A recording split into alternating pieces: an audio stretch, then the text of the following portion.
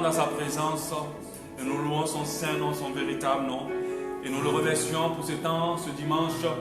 Nous qui sommes ici, nous passons un moment agréable dans sa présence. Nous espérons aussi que c'est la même chose pour vous. Et que Dieu vous bénisse ce matin. Nous avons très hâte de nous retrouver à l'église à nouveau. Et nous prions Dieu tous les jours pour que cela soit possible, afin que nous nous voyions. Parce que là où 2 ou 3 personnes s'assemblent au nom de Jésus, il est présent. Il déverse sa bénédiction, il déverse sa grâce. C'est pour ça que nous avons hâte de vous retrouver pour reprendre les cultes et ensemble dans la présence de Dieu. Nous prions pour ça. Je crois que Dieu vous garde là où vous êtes et qu'il vous protège. Pensez à nous donner de vos nouvelles sur le groupe de l'église ou bien par message au travers du site de l'église, de la page Facebook de l'église plutôt. Que Dieu vous bénisse. Nous allons continuer nos différentes lettres avec l'église, les différentes églises, les 7 églises auxquelles le Seigneur a écrit des lettres, une lettre plutôt. Et nous bénissons Dieu pour nous avoir permis de commencer à étudier ces lettres. Je bénis Dieu aussi parce qu'il m'a permis de pouvoir m'investir vraiment bien, me pencher réellement sur le livre d'Apocalypse ces temps-ci à cause de la crise mondiale que nous vivons. Et je pense que même au-delà de la crise mondiale, nous devons rester sur ce livre. Et je comprends beaucoup et énormément de choses. Et je pense que ce livre-là, sans nous en rendre compte, fait un travail profond dans notre esprit et dans notre âme aussi, afin que nous soyons préparés pour le retour du Seigneur. Ces lettres, Dieu l'a adressées à ces différentes églises qui sont dans les différents coins d'Asie. Ces églises aujourd'hui qui représentent plusieurs catégories d'églises, plusieurs types d'églises. Dieu les a donné ces lettres afin que ces églises puissent se parfaire pour son retour. C'est comme une personne qui écrit qui dit je suis en mission, j'arrive bientôt. Voilà tout ce qu'il faut déjà préparer avant que j'arrive. Là, quand je viens, on pourra aller ensemble. On ne va pas perdre du temps, on ne va pas traîner. Parce que la Bible dit que nous serons enlevés en un clin d'œil. Il n'y aura pas une histoire de dire Seigneur, laisse-moi le temps de prendre ci, de faire ça, ou de prier, de me confesser. Non. C'est pour ça que Dieu donne aujourd'hui ces lettres que nous devons intégrer. Nous devons pouvoir nous identifier à chacune des églises et pouvoir ajuster ce qu'il y a à ajuster et être prêt pour le retour du Seigneur. L'église d'Éphèse, qui était la première église concernée par la lettre, c'est cette église qui était parfaite, mais qui manquait d'amour pour le Seigneur, qui a oublié, qui a abandonné son premier amour. Et Dieu lui demande, retourne à ton premier amour. Je pense que la seconde église, c'était l'église de Smyrne. C'était cette église-là qui était parfaite, mais qui était dans une zone tellement de persécution que cette persécution pouvait la compromettre. Le Seigneur dit, sois fort, n'abandonne pas, garde ce que tu as et ne laisse pas personne te l'ôter. Et on a vu l'église en fin de quoi? Non, pas de Thyatire, de Pergame. L'église de Pergame, amen, les gens ont déjà oublié. Voilà, c'était une église qui était dans un environnement où il y avait beaucoup d'idolâtrie, je crois, autour de cette église. Et le Seigneur, et beaucoup d'infiltration. Le Seigneur disait à cette église, ne te laisse pas infiltrer par les choses du monde. Nous voyons l'église de Thyatire. On va relire rapidement la lettre pour nous rappeler, parce que c'est chaque dimanche, une semaine, il faut se rappeler de ce que le Seigneur a dit. Amen. Je ne sais pas si l'autre à côté, Étienne, tu as ton livre, ou bien Vivien ou Denis, quelqu'un qui va me lire voilà, ces textes-là de manière forte. Apocalypse. Voilà, vas-y. 2,18. Donc, on va lire l'alerte à nouveau avec Étienne. Apocalypse 2,18. Écrit à l'ange de l'église de Thyatire. Voici ce que dit le Fils de Dieu. Celui qui a les yeux comme une flamme de feu et dont les pieds sont semblables à de l'airain ardent. Je connais tes œuvres, ton amour, ta foi, ton fidèle service, ta constance et tes dernières œuvres plus nombreuses que les premières. Mais ce que j'ai contre toi, c'est que tu laisses la femme Jézabel, qui se dit prophétesse, enseigner et séduire mes serviteurs, pour qu'ils se livrent à l'impudicité et qu'ils mangent des viandes sacrifiées aux idoles. Je lui ai donné du temps afin qu'elle se repentît. Elle ne veut pas se repentir de son impudicité.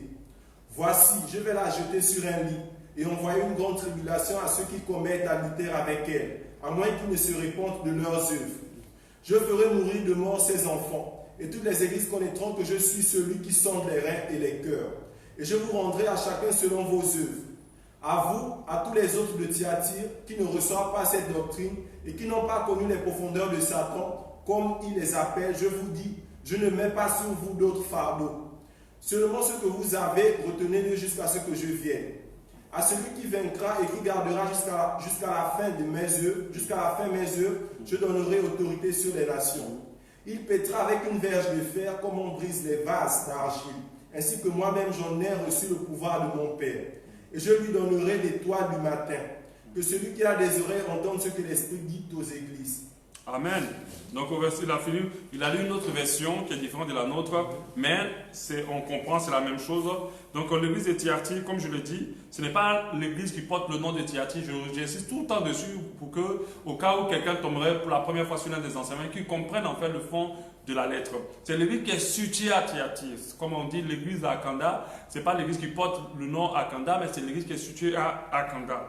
Alléluia. Donc il faut revenir là-dessus. Donc on avait commencé la dernière fois à voir directement cette lettre. On avait vu la première partie au verset 18. Voici ce que dit le Fils de Dieu, celui qui a les yeux comme la flamme de feu, dont les pieds sont semblables à de l'airain ardent. Et j'avais expliqué que les flammes de feu, les yeux de Jésus comme flammes de feu, c'est cela qui décrit réellement Jésus. Le Jésus tout beau, avec le brushing, avec les yeux bleus, avec la barbe, je ne sais même pas comment ils ont pu réussir à faire cette barbe-là bien taillée. Avec tout ça, ce n'est pas le vrai Jésus. Ce n'est même pas Jésus. Au contraire, c'est Satan qui a cette image-là. Il est super beau et pour la séduction. Ce Jésus est presque séduisant. Non.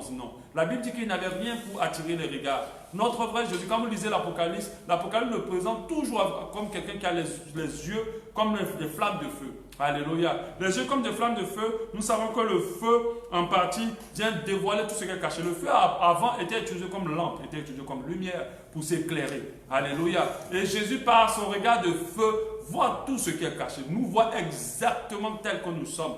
Nous ne pouvons rien cacher devant Christ. Quand il vient comme ça, celui qui a les yeux comme des flammes de feu, ça veut dire qu'il vient en tant que juge, il vient en tant que quelqu'un qui vient donner à chacun selon ses œuvres. Donc ça veut dire rien ne va être caché. Vous savez, chacun de nous peut paraître bien à l'église, mais Dieu seul sait. Par son regard de flammes de feu, il sait qui est qui et qui fait quoi. Alléluia. Cette flamme-là éclaire nos vies et permet au Seigneur d'avoir accès à tout. Quand on dit yeux, ça veut dire qu'il permet de voir. Yeux déjà, ça veut dire qu'il permet de voir. Quand du feu, ça veut dire qu'il éclaire. Ses yeux voient ce qui est même caché. Le feu vient apporter la lumière à ce qui est caché. Mais nous devons comprendre que Dieu a deux types de regards. Le Seigneur a deux types de regards. Il a le regard de flamme de feu pour mettre en exergue tout ce qui n'est pas bon pour frapper. Mais il a aussi le regard d'amour aussi. Parce que quand on parle d'amour, on parle de braise, on parle de brasier, on parle de feu, flamme. Il y a une flamme qui s'allume. Donc on parle de flamme aussi, on a aussi allusion à l'amour. Donc ces flammes de feu aussi représentent l'amour de Dieu manifesté pour nous. Le Seigneur vient avec amour. Il vient aussi pour exposer ceux qui ne sont pas repentis, voir tout ce qui est dans leur vie, afin qu'ils comprennent qu'il sait toutes choses. Il a la possibilité de voir l'état de leur âme telle qu'elle est exactement. Alléluia. Amen. Et nous continuons toujours. Il a dit flamme de feu et dont les pieds sont semblables à de l'airain ardent. Et j'avais expliqué, on ne va pas perdre de temps dessus. L'airain ardent, c'est une matière solide, une matière importante. On parle de la stabilité du Seigneur. On parle du fait que nous pouvons nous reposer sur lui. On parle du fait qu'il ne chancelle point. Alléluia. Amen. De l'airain ardent, c'est qu'on montre un Dieu puissant. Et au verset 19, il dit, je connais tes œuvres. Ça, il a dit à presque tous les autres églises, comme à l'église d'Éphèse, pour dire que je sais que tu œuvres parfaitement pour moi, ou bien comme je veux. Et nous avons beaucoup d'églises actives qui travaillent fortement pour le Seigneur, mais avec lesquelles le Seigneur n'est pas forcément d'accord. Et l'église de Thyatire fait partie de ces églises-là. Et il a commencé à énumérer les œuvres bien de l'église de Thyatire en parlant de son amour pour lui, ce que l'église de Thyatire fait de bien, en parlant de son amour pour lui. L'église de Thyatire l'aime énormément. L'église de Thyatire a gardé la foi. L'église de Thyatire est fidèle dans son service. Alléluia. C'est pour cela que quand j'ai prêché sur la grâce peut-être trompeuse, nous avons compris que le fait de pouvoir être efficace pour le Seigneur ne suffit pas, ne suffit même pas. Ce que Dieu veut avant toute chose, c'est que nous puissions l'aimer. C'est pour ça qu'il a reproché à l'église d'Éphèse, qui était une église parfaite. Il a dit, tu m'aimes pas comme avant. Alléluia. Tu m'aimes pas comme avant. Alléluia. Donc il a dit que vous êtes constant dans vos foi, vous êtes fidèles dans ce que vous faites. Ça c'est très bien. Alléluia. Et il a dit encore à l'église de Thyatire que tes anciennes œuvres sont encore plus intenses que ceux sont moins intenses. C'est-à-dire que tes anciennes, ce que tu fais récemment est plus nombreux que ce que tu faisais avant. Donc il disait à l'église de Thyatire, tu œuvres de gloire de mieux en mieux, parce que la Bible dit travaillant de mieux en mieux pour le Seigneur. Et l'église de Thyatire travaille de mieux en mieux. Ce n'est pas comme certaines personnes qui étaient très fougueux pour le Seigneur avant, et aujourd'hui ils sont moins fougueux pour le Seigneur, moins disponibles, moins investis, Par contre, l'église de Thyatire, ils ont commencé petit, mais ils sont en train de faire grand pour le Seigneur. Et le Seigneur dit, waouh, bravo, tu as beaucoup œuvré pour moi. Je vois comment tu évolues dans ce que tu es en train de faire. Et puis après, nous avons comme le Seigneur, il est très courtois, notre Jésus. Il te fait beaucoup de félicités et après il te dit, mais voilà ce que j'ai contre toi. À l'Apocalypse 2, 20, il dit, mais ce que j'ai contre toi, c'est que tu laisses la femme Jézabel, qui se dit prophétesse, enseigner, séduire mes serviteurs, pour qu'ils se livrent à la débauche et qu'ils mangent la viande sacrifiée aux idoles. On a dit Jézabel n'était pas d'abord une femme à la base, c'est un esprit. Amen. Il faut le comprendre clairement, c'est un esprit. Parce que si tu es dans une assemblée, ce n'est pas une femme qui conduit, tu vas dire, ah bon, nous on n'est pas concerné par l'église de Thyatire. Non, Jézabel est un esprit, c'est un esprit qui a régné un temps, c'était une femme bien sûr, mais qui était animée d'un esprit. Bon, on a associé, on a donné ce nom-là à cet esprit qui l'animait à cause du mot Jézabel. Donc c'est une femme qui avait de l'influence et cette influence-là était pour pousser tous ceux qui la suivaient ou tous ceux qui étaient influencés par elle à l'idolâtrie, à l'immoralité sexuelle. Donc les deux choses qui étaient très liées au culte dans lequel Jézabel amenait le peuple de Dieu au culte de Baal, ainsi de suite, c'était l'immoralité sexuelle et l'idolâtrie. Et c'est dans ça que Jézabel avait amené plusieurs personnes. Et nous avons aujourd'hui cet esprit-là qui règne énormément dans les églises, la fornication. Figurez-vous qu'il y a plusieurs assemblées actuellement, des grands nombres d'assemblées qui n'ont pas du tout de problème avec le fait que ceux qui conduisent, ceux qui guident, soient dans la fornication. Ils n'ont pas du tout de problème que ceux qui sont même pasteurs, qui dirigent, soient dans la fornication. Ils ont même des serviteurs autour d'eux, des hommes de Dieu qui ont des serviteurs autour d'eux, qui savent qui forniquent, mais ces serviteurs-là n'ont pas de problème avec le fait que le pasteur aussi fornique. Et ça, c'est un esprit véritable de Jézabel, qui règne dans les églises, un esprit qui conduit vers l'idolâtrie. On voit des hommes de Dieu qui se séparent de tellement de choses idolâtres. Nous avons aujourd'hui un truc qui est réellement la mode, par exemple les grosses bagues que beaucoup d'hommes de Dieu portent aujourd'hui. Ces grosses bagues, pourquoi vous les portez? Pourquoi ils les portent? Mais on voit aujourd'hui nos pasteurs, certains pasteurs, tu es dans une assemblée, ton pasteur le porte et ça ne t'intrigue même pas plus que ça. Non, ça doit t'intriguer. Alléluia. Parce que notre Seigneur n'est pas un homme seulement dans le superflu. Je ne vois pas en quoi est-il un homme de porter une bague ou même un pendentif, les chaînes là.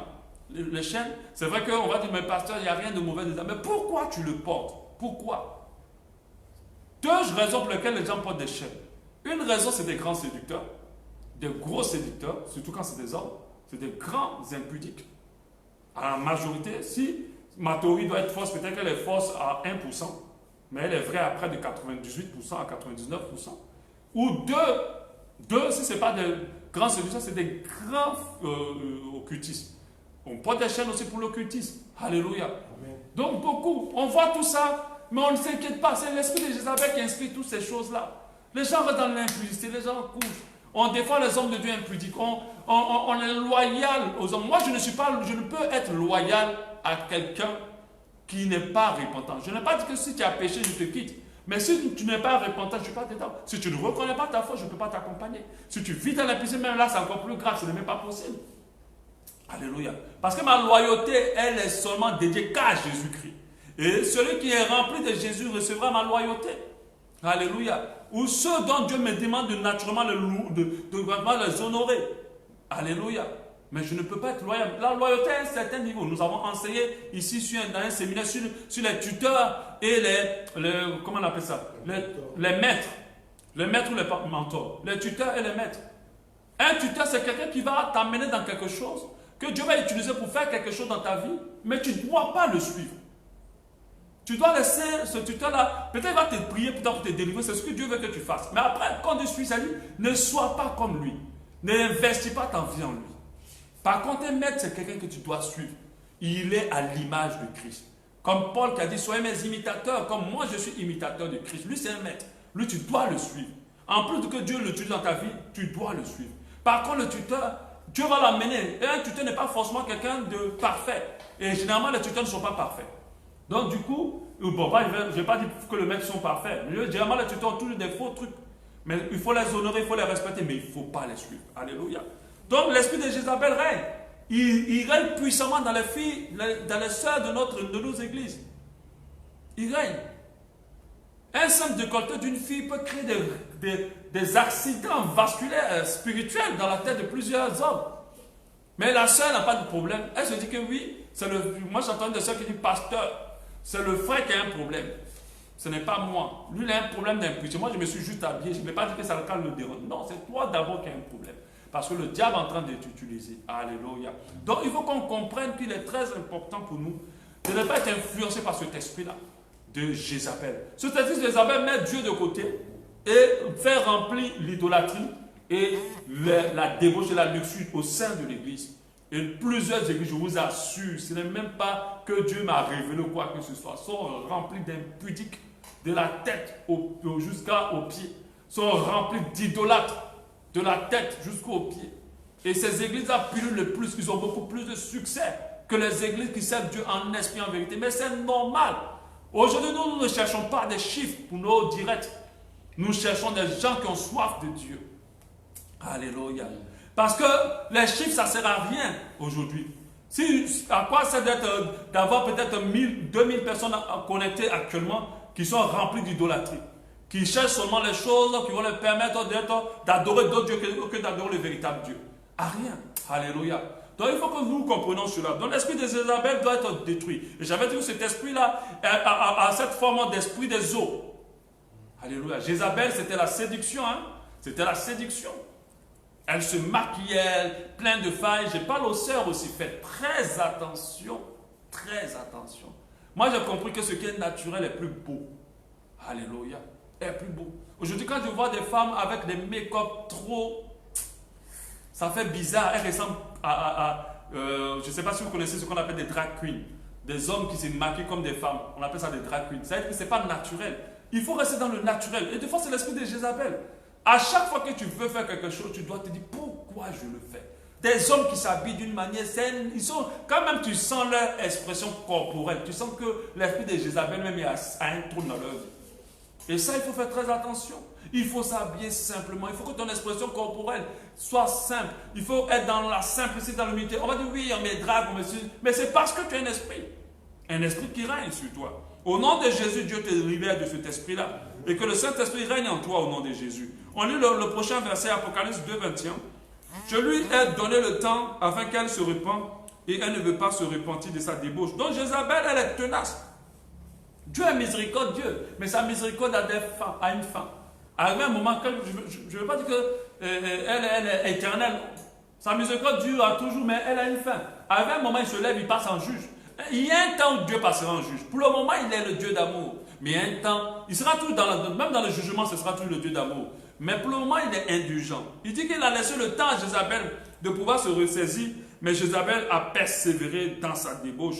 Et nous voyons qu'il se lève par la suite pour la sanction. Il dit, je vais la jeter sur un lit et envoyer une grande tribulation à ceux qui commettent l'adultère avec elle, à moins qu'ils se répandent de leurs œuvres. Donc déjà, Dieu va détruire cet esprit-là. Et tous ceux qui sont animés de cet esprit-là, s'ils ne se répandent pas, seront détruits avec elle. Alléluia. Tous ceux qui ne se répandent pas vont être détruits avec elle. Parce qu'il y aura un temps où le Seigneur viendra, il se lèvera et il rendra à chacun selon ses œuvres. Alléluia. Amen. Amen. Donc Jézabel, on va continuer aujourd'hui au verset 23. C'est ce qu'on n'avait pas vu la dernière fois. Je frapperai de mort ses enfants et toutes les églises connaîtront que je suis celui qui sonde les reins et les cœurs.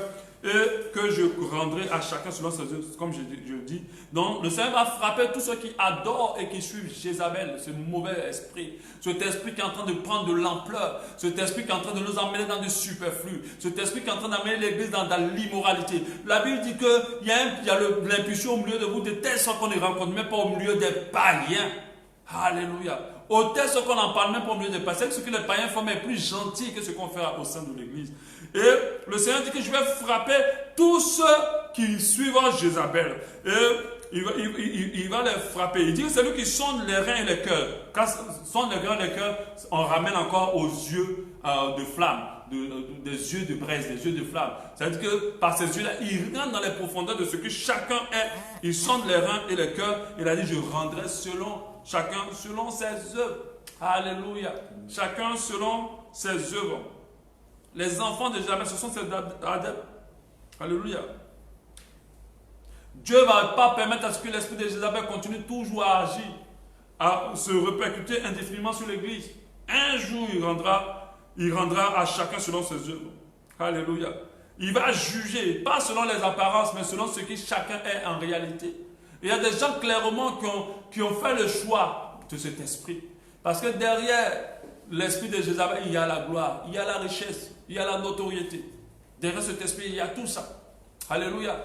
Et nous savons que beaucoup existent pour ces choses-là. Et Dieu va rendre à chacun selon ses œuvres. Apocalypse, verset 24, à vous, à tous les autres de Thyatire. Donc, il est en train de dire, ceux qui sont dans l'église qui adorent l'esprit de Jézabel, voilà ce que vous risquez si vous ne vous répentez pas. Maintenant, à vous, les autres de Thyatire, qui ne reçoivent pas cette doctrine et qui n'ont pas connu la profondeur de Satan, comme il les appelle, je vous dis, je ne mets pas sur vous d'autres fardeaux. Donc, le Seigneur est en train de s'adresser aux autres fidèles, ceux qui n'ont pas adhéré à l'esprit de Jézabel, ceux qui n'ont pas adhéré à cet esprit qui est en train de sévir dans les églises, ceux qui n'ont pas accepté la doctrine de l'Antichrist, qui par ses ardeurs est considéré comme la connaissance des profondeurs des mystères de la religion. Alléluia. Ceux qui ne sont pas entrés dans les profondeurs de Satan, ceux qui ne sont pas mélangés avec les choses qui ne glorifient pas Dieu. Ceux qui ne sont pas associés à ce qu'on appelle le syncrétisme religieux. Le syncrétisme religieux, c'est vers cela qu'on est en train de partir.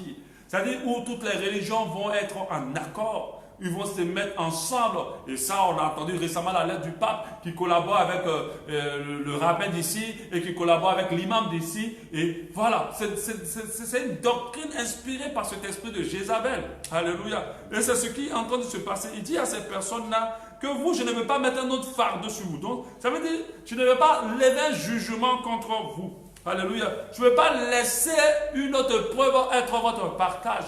Je vais vous protéger de ce qui va frapper les autres qui adorent l'esprit de Jézabel. Alléluia. Il dit de ne pas rentrer là-dedans. Et ça, il faut que nous comprenne cela. Amen. Tu dois être à un stade où Christ devient la priorité. Et j'insiste et je réinsiste toujours. Notre Seigneur, la chose la plus importante pour lui, c'est le ciel. La chose la plus importante pour lui, c'est que nous puissions aspirer aux choses d'en haut. Et il est humble, simple. Alléluia. Il n'aime pas l'argent, il n'aime pas le monde. Amen. Mais Jézabel aime l'argent et le monde. Elle est remplie de convoitises. Dès qu'elle voit quelque chose qui est chez toi, qui lui plaît, elle désire, elle aspire à cette chose. Alléluia. Et c'est l'esprit de Jézabel qui amène plusieurs personnes comme ça. Et comme je l'avais dit de manière littérale, nous avons même des femmes qui mènent des églises, mais qui les conduisent dans l'idolâtrie et dans l'adoration de cet esprit de Jézabel. Cet esprit qui donne une autorité que la femme n'a pas reçue de la part de Dieu. Alléluia. De fois, on se retrouve, il y a sur des discussions, des gens disent la femme doit enseigner, la femme ne doit pas enseigner. Ça tiraille l'église aujourd'hui. Et d'autres ont pris la conclusion, la femme, elle est d'abord esprit, donc elle peut enseigner. Mais faites très attention, hein. La Bible, c'est la Bible. Hein. La Bible, c'est la Bible. Regardez la Bible de Genèse à Apocalypse. Dieu n'a utilisé aucune femme en tête de quoi que ce soit. Même Esther ne faisait pas l'action que Dieu voulait mener contre Aman quand il attaquait le peuple d'Israël. C'était Mardoché. Esther était juste un instrument sous l'autorité de Mardoché. Alléluia. Amen. Et ça, vous devez comprendre. Moi, je crois que la femme doit enseigner, mais sous une autorité. Amen. Sous une autorité. La Bible, je ne permets pas à ce que la femme enseigne. Alléluia. Elle doit enseigner, mais sous une autorité. L'autorité de son mari. Parce que la seule personne qui peut donner une autorité à une femme, c'est son homme. Pas une autre personne. Donc la femme célibataire peut exhorter, mais elle ne peut pas enseigner. Si elle rentre dans l'enseignement, si elle commence à enseigner, si elle ne fait pas attention, elle va être remplie d'un esprit de Jézabel. Et cet esprit-là fait que la femme se sent supérieure à l'homme. Elle se sent supérieure. Elle veut mener les choses. Alors qu'elle n'est pas forgée pour être un leader pour les choses de Dieu. Alléluia. Amen. Ce n'est pas pour être, comme on dit des fois, celui-là il est compliqué, les vieux jeux le tuent, mais le vieux jeu vient d'abord de Dieu. Ça veut dire qu'on a commencé avec le bon et puis on est en train de se mélanger dans le faux. C'est comme ça en réalité. Le vrai vient toujours avant. Alléluia. Même l'Europe aujourd'hui qui défend farouchement les histoires des femmes aujourd'hui, cette Europe-là a commencé comme ça, avec la parole, c'était puritaine, elle était comme ça, claire, respectant la femme à sa place, l'homme à sa place. Et c'est Satan qui leur a dit, non, ça c'est pas bon, c'est dépassé, ce n'est pas évolué. Aujourd'hui, quand tu dis que deux hommes s'aiment, c'est pas bon, on dit tu n'es pas évolué, tu es vieux jeu. Ah non, la parole de Dieu ne passe pas, elle n'est jamais démodée. Elle est vérité encore aujourd'hui. Alléluia. Et nous devons en tenir compte, nous qui savons, qui suivons Jésus. Apocalypse 2, verset 2, seulement ce que vous avez, retenez-le jusqu'à ce que je revienne. Dieu est en train de dire à cette église, je pense que l'église de Thyatire, c'est l'église idolâtre. C'est l'église où l'idolâtrie est rentrée. Contrairement à l'église comment on appelle ça, Pergame, c'est l'église qui est influencée par le monde. Ça, c'est différent. Influencée par le monde. Thyatire, c'est idolâtrie. Alléluia. Donc, Thyatire, c'est idolâtrie. Donc, il dit à ceux qui n'adorent pas tout ça, retenez. Vous savez, il y a des gens qui ont très bien commencé le Seigneur, qui ont vu vanité des vanités, plus toutes les choses que beaucoup de chrétiens recherchent. Et puis, à un moment, à cause de beaucoup de pression, ils ont lâché et ils sont allés se vautrer aussi là-bas. Il a dit, le Seigneur a dit, ce que vous faites, c'est bien. Vous ne vous vautrez pas dans l'idolâtrie. Comme au temps de Élie, Élie pensait qu'il était le seul qui n'adorait pas les dieux de Jézabel, mais il y avait 7000 qui ne le faisaient pas, 7000 prophètes aussi qui n'adoraient pas. Et ces 7000 prophètes, si c'était à eux que le Seigneur parlait aujourd'hui, il a dit, conservez ce que vous avez. Ne changez pas tel que vous êtes. Vous savez, aujourd'hui, il y a beaucoup de pression de notre entourage. Ceux qui ont décidé de servir le Seigneur sont sous pression. Il y a des environnements où tu ne peux pas vivre parce que les gens sont tellement vautrés dans ce qui ne glorifie pas Dieu. La Bible dit, là, il ne faut pas les suivre. Nous servons le Seigneur, nous sommes une petite assemblée. Nous savons qu'il y a d'autres petites assemblées ou grandes assemblées qui servent aussi le Seigneur en esprit et en vérité, qui se concentrent sur ce qui est essentiel. Alléluia. Mais Dieu est en train de dire à ces assemblées-là, restez comme vous êtes. Ne changez rien. Ce qui est faux, qui n'est pas en conformité à la Bible, c'est qu'il y a beaucoup. Ce qui n'est pas en conformité à la Bible, c'est qu'il y a plusieurs personnes qui cherchent Dieu. Ça, ce n'est pas en conformité avec la Bible. Ce qui est en conformité avec la Bible, c'est qu'il y a de moins en moins qui ont soif de Dieu. Ça, c'est juste. Parce que la Bible dit qu'elle est étroite le chemin qui mène au ciel. Donc, ne nous sentons pas dans la normalité. Au contraire, nous sommes dans la normalité biblique. Alléluia. De ne pas avoir des milliards, de ne pas organiser des séminaires qui font des milliards, de ne pas avoir des vêtements qui font des millions. Non, de ne pas avoir des constructions dans le monde entier, de ne pas avoir... Non, ça, ce n'est pas normal. Ce qui est normal selon le Seigneur, c'est ce qui est sobre et saint. Je n'ai pas dit que tous les hommes de Dieu qui le font sont dans la fausseté. Il y a d'autres qui sont la vérité, mais la grande majorité servent leur ventre. Alléluia. Mais pas le Seigneur. Amen. Et leurs fidèles sont là pour le mariage, pour le succès, pour plein de choses, mais pas pour Jésus. Alléluia. Amen. Et moi, je pense que le matin, je me suis levé, et voilà la pensée que le Seigneur me donnait. Je dis, ah Seigneur, avec ce confinement, je priais pour dire, Seigneur, permets à ce qu'on revienne encore à l'église et tout ça, pour se retrouver. Le Seigneur me dit, mais pourquoi tu veux ça? Et j'ai senti, ah, mais pourquoi on se voit, on se retrouve et tout ça? Il dit, mais tu ne te rends pas compte que tous ceux qui ont ce confinement-là est en train de me permettre de faire un véritable tri. Ceux qui ont soif de moi sont en train de se forger, sont en train de grandir en fait. Dans l'isolation, ils sont en train de évoluer dans leur foi. Et je dis, observe en fait.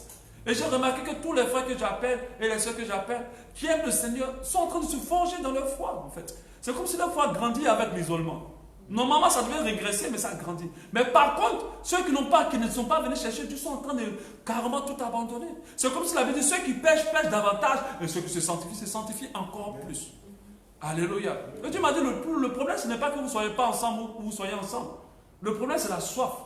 Si vous n'avez pas soif de moi, même si vous vous rassemblez, ça sera pareil. Alléluia.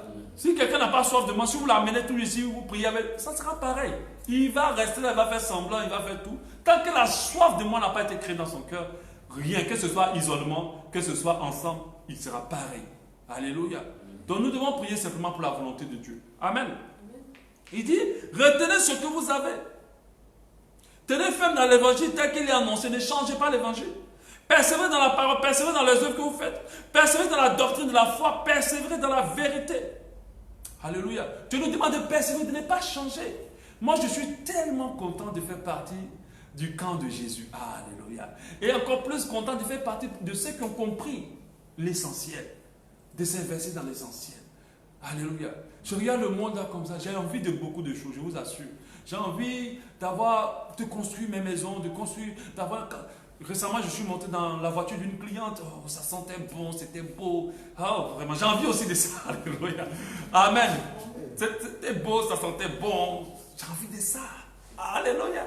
Mais après, je réalise que même si j'ai ça, après un moment, ça va me plaire. Un an, ça ne va plus rien me dire. Moi, je ne veux pas quelque chose qui ne me dit plus rien. Mais depuis que je connais Jésus depuis 20 ans, ça me dit toujours quelque chose. Amen. Amen. C'est pas pareil. Depuis que j'ai découvert Jésus, il n'y a pas un jour où je me dis, Jésus là même, je suis fatigué de lui. Il n'y a pas. Mais la voiture, je sais qu'un jour je vais être fatigué de ça. Il y a des choses que j'ai désirées fortement dans ma vie et que j'ai eues. Et après, ça ne m'a plus rien dit. Je me rappelle du jour où ma femme et moi, on voulait avoir une maison absolument. Le CHU d'Angodji, là, en face du CHU. On a tellement désiré cette maison-là. On rêvait tellement.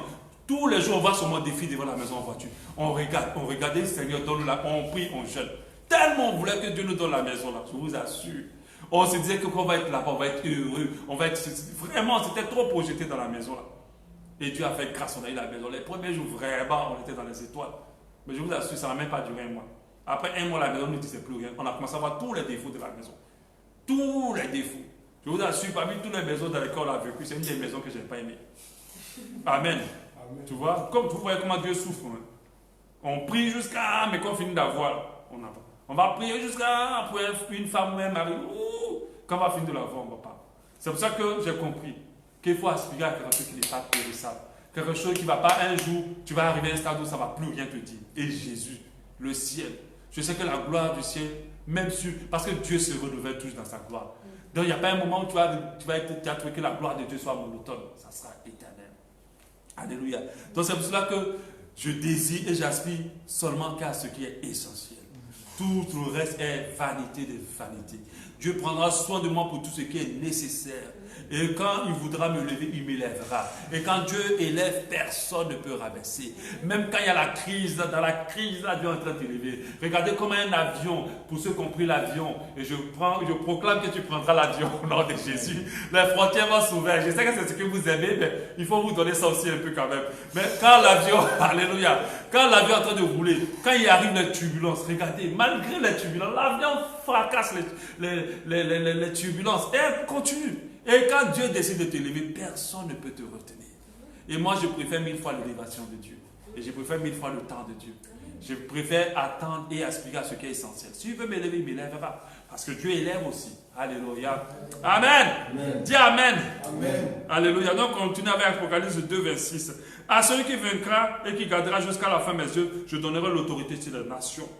Celui qui vaincra, qui ne commettra pas l'adultère avec Jézabel, qui ne cédera pas devant les enfants de Jézabel, qui ne sera pas attiré par les pratiques de Jézabel, qui se tiendra fidèlement face, qui tiendra fidèlement la parole de Dieu en lui, qui gardera un témoignage glorieux en Christ, qui s'éloignera de l'idolâtrie, de la luxure, de l'impudicité. Cette personne-là qui ne va pas persévérer dans l'hérésie, qui va obéir à Christ, qui va persévérer dans la connaissance de Christ et de sa parole. Alléluia. Qui va s'accrocher à Christ. Cette personne gouvernera avec Christ. Vous savez, Jésus vient nous prendre, juste pas pour nous mettre dans la gloire de Dieu seulement, mais pour que nous gouvernons ensemble avec lui. Alléluia, pour que nous gouvernons ensemble avec lui. Et celui qui vaincra gouvernera avec Jésus. Et celui qui va persévérer dans la connaissance de qui gouvernera avec Jésus. Gouvernera avec lui. Et dis avec moi, je veux gouverner avec Christ. Crie-le, moi, je veux gouverner avec Jésus. Et c'est ma part, alléluia, pour l'éternité. Je n'existe pas dans ce monde-là pour ce monde. Aujourd'hui, hier, pendant qu'on était sur Internet, ce matin, j'ai appris le décès d'un homme de Dieu que je ne maîtrise pas très bien. Je crois que c'est Azito, quelque chose, Azito. Voilà, Cassid Azito, et un homme de Dieu très connu. J'aime pas trop le mot grand homme de Dieu, parce que la grandeur d'un homme de Dieu est définie par rapport à Dieu. Donc je préfère un homme de Dieu célèbre. Ça, c'est les célèbres, en tout cas, il est connu. Et ce matin encore, quand j'ai fini de prier, je lis l'actualité, et j'ai envie encore qu'au Cameroun aussi, un homme de Dieu célèbre aussi est décédé. Il s'était même positionné contre Biya pour les élections. Il est aussi décédé. Je me suis posé la question, c'est-à-dire qu'est-ce qui se passe et qu'est-ce qu'il y a? Et je réalise encore davantage que nous respirons aujourd'hui et notre souffle peut se couper à n'importe quel moment. La protection le fait que tu vis ne dépend pas du fait que tu as jeûné, que tu as prié. Non, ça ne dépend pas de cela. Ça dépend juste du temps de Dieu. Et ça dépend aussi de fois, si tu n'es pas sous la couverture de Dieu, de l'action puissante de Satan contre ta vie. Alléluia. Donc tu dois comprendre clairement que tous les jours peut être ton jour d'embarquement. Tous les jours peut être ta fin. Peu importe l'endroit où tu es. L'amour n'a pas d'algorithme pour nous qui sommes des programmeurs. C'est-à-dire, on ne va pas dire qu'on peut définir la mort pour dire, voilà, la mort selon les pronostics, voilà ce qui tue, qui ne tue pas. Il n'y a pas d'algorithme. Il tue joli, il tue vilain, il tue petit, il tue grand, il tue riche, il tue pauvre, il tue jeune, il tue bébé, il tue vieux, il tue tout le monde. Amen. Donc, comme tu sais ça, tu dois toujours être prêt pour le retour du Seigneur. Parce que cet objectif, c'est pour nous parfaire pour le retour du Seigneur. Apocalypse 2, verset 7, nous continuons. Il pètera avec une verge de fer, comme on brise les vases d'argile, ainsi que moi-même j'en ai reçu le pouvoir de mon Père. Donc celui qui vaincra pètera les nations, ce qui implique qu'il les guidera, les gardera, les nourrira. C'est-à-dire que Dieu va s'occuper de nous qui allons être sauvés, nous qui allons garder la parole jusqu'à la fin, garder la foi jusqu'à la fin. Il va nous emmener vers les verts pâturages. Dans la gloire du Seigneur, il n'y aura plus de manque, il n'y aura plus de maladie, il n'y aura plus de souffrance, il n'y aura plus de problèmes. Nous vivrons vraiment sans manque. Dieu va pouvoir tout le nécessaire. Alléluia. Dieu va nous donner autorité en Christ. Alléluia. Amen. Et ça, c'est ce qui va arriver. À la fin, Apocalypse 28, je lui donnerai l'étoile du matin. L'étoile du matin, alléluia, je lui donnerai l'étoile du matin. Elle garantit la fin de la nuit, la venue du jour. Elle est le symbole de Jésus qui, par sa mort, nous amènera au jour nouveau. Dans cette étoile du matin, on en parle encore en Apocalypse 22, 16. Moi, Jésus, j'ai envoyé mon ange pour vous attester ces choses dans les églises. Je suis le rejeton de la racine de David et son descendant, l'étoile brillante du matin. Christ garantit ainsi la fin de la nuit. Alléluia. La nuit représente la persécution, les ténèbres. Vous savez, tant que nous sommes dans ce monde, nous sommes dans la nuit. Tant que nous vivons dans ce monde, nous serons dans la nuit. C'est-à-dire, il n'y a pas un jour où tu vas, ou bien une période, tu vas te dire, bon, c'est vrai, il y a des moments où des répits, il y a la joie, tout va bien, tu as payé ton loyer, tu as mangé, tu as voyagé, tu es béni, tu es amoureux, tout ça, il y en a. Mais il y a un jour où, il y a toujours des jours qui reviennent constamment, où c'est chaud, c'est dur. Mais quand on dit l'étoile brillante du matin, ça veut dire que Dieu vient apporter la lumière pour que les ténèbres s'arrêtent. Pour que les ténèbres prennent fin. Quand Jésus se lève, les ténèbres se rabaissent. Amen. Donc il va venir mettre fin aux ténèbres, il va venir mettre fin à nos souffrances, il va venir mettre fin à la persécution, il va venir mettre fin à tout ce que nous vivons qui sont difficiles pour nous. Il va venir mettre fin à cela. Alléluia. 2 Pierre 1, 19 nous dit, et nous considérons comme étant plus certains la parole des prophètes.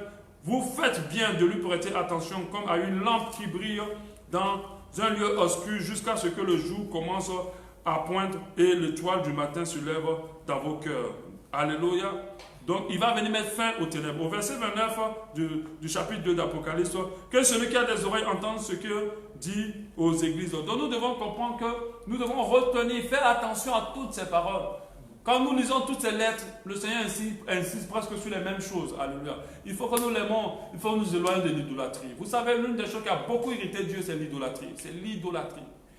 Aujourd'hui, l'idolâtrie a pris une autre forme. C'est vrai qu'elle a été conservée dans sa nature basique, dans la nature première, plutôt dans beaucoup de religions qu'on pratique sur cette terre, mais elle a évolué sur plusieurs formes. On idolâtre des hommes maintenant aujourd'hui, et encore pire, des hommes de Dieu. C'est grave, alléluia, d'idolâtrer des hommes de Dieu. Quand tu dis, quand celui-là va prier pour moi, la situation va changer. Aucun homme ne peut changer ta situation si ce n'est l'Éternel des armées.